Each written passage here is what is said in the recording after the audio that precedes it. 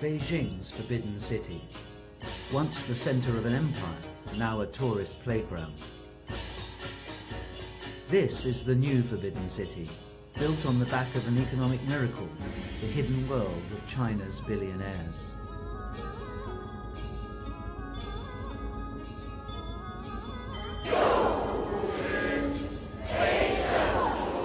Here's one of them, Madame Zhou Zhaoguang, and there are several hundred more dollar billionaires on mainland China. 恭喜发财！恭喜发财！ The billionaires like making money rather than talking about it, but some of them granted us an audience. 60% of this piano is natural jade. Michael Jackson bought it. Then I bought it for millions of dollars. Welcome to the world of $500,000 dogs. Hong Wei-hua is from Shenyang in the northeast. His conglomerate stretches from luxury goods and media to mining and property. Well, I keep several dogs here. Some of them are quite rare. Like the Tibetan Mastiff, which people like pretty much. Well, a white Tibetan Mastiff is rarer, maybe 1 in 10,000. Most are black or yellow. He likes to show his wealth, but property developer Dai Zi Kang prefers to talk about the influence of the new entrepreneurial class. The economic world, the leadership should be entrepreneurs. And people gradually understand it and accept it. Maybe not forever, but for this 100 years will be like that. This new openness about wealth and its role in such a nuanced society is partly thanks to one man, British-educated Rupert Hugerworth. His company Hurun tracks the wealth of the richest 1,000 Chinese. What I've done is I've broken the taboo about people able to talk about wealth. Now, the number of people that are all taking part in the sort of Fortune Olympics, if you want to use that analogy, and trying to go out and make money, is just about every able-bodied person in China today.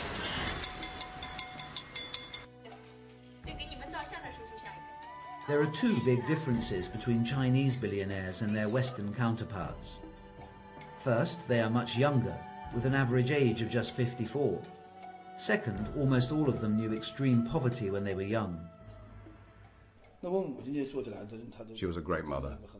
She used to eat last when the family was very poor in the old days. She usually got nothing to eat in the end. We got something solid to eat, but she only got soup. Zhong Tinghu is China's richest businessman with a fortune estimated at $12 billion. It comes from his 80% ownership of a soft drinks company, Wahaha.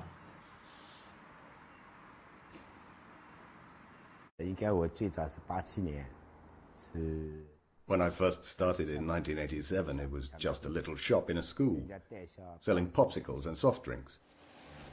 That's how I started. My family was really, really poor. You know, I make the comparison to the late 19th century in America, when you got the Morgans, the Rockefellers, they all came up. They then had brilliant ideas and perseverance and a bit of ruthlessness, and today they're household names. This is what's happening in China today. The difference between American 19th century business barons and today's Chinese billionaires is that the Americans saw the world in terms of rugged individualism.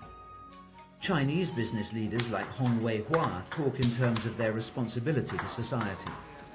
I think responsibility is the first task of a man. Accountability. It's a man's capability to shoulder his responsibility. Then is diligence and indomitableness. Those elements comprise a real man. This sense of responsibility causes some of the super-rich to forfeit enjoyment of their wealth.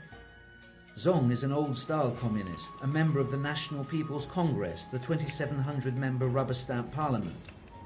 He uses his money to further economic growth. There is an old saying in China, help people in an emergency, but not those who depend on charity.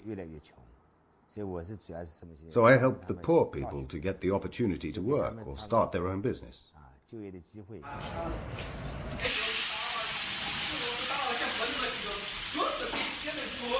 I don't spend much on food and I don't use much cash.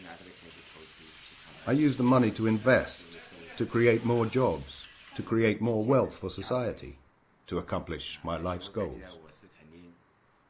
I don't have much joy in my life. In their role as social leaders, the billionaires suggest all sorts of reforms and initiatives to members of the seven-man steering committee that ultimately runs the country. In 2010, Mr. Zong led calls to raise the threshold for paying income tax. It was raised in 2011.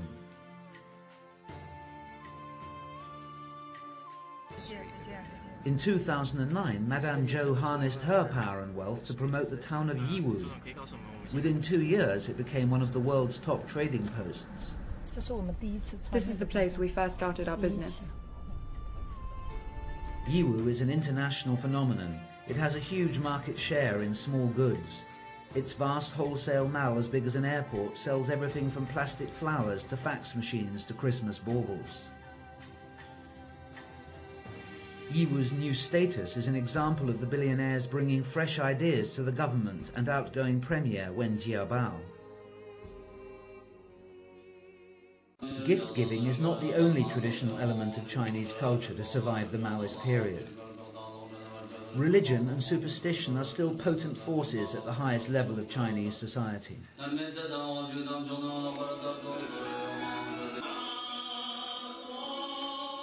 With a private temple on the top floor of the family home, Madame Zhou and her husband Yu Yuxin are also devout Buddhists. Entrepreneurs tend to enroll at business schools partly for networking, but most of them stopped education by the time they were 16. Many are still influenced by superstition and feng shui when making their business decisions. Although Madame Zhou and Mr. Yu had little schooling, their son Thomas graduated from the London School of Economics. He is leading their online strategy. Yiwu's total revenue from Taobao was 50 billion yuan. We sold 10,000 of a single product in one day on the 1st of November last year. Children of newly wealthy parents are often regarded as too ostentatious, but most of the second-generation billionaires I met were as modest and hard-working as their parents. I just finished my internship.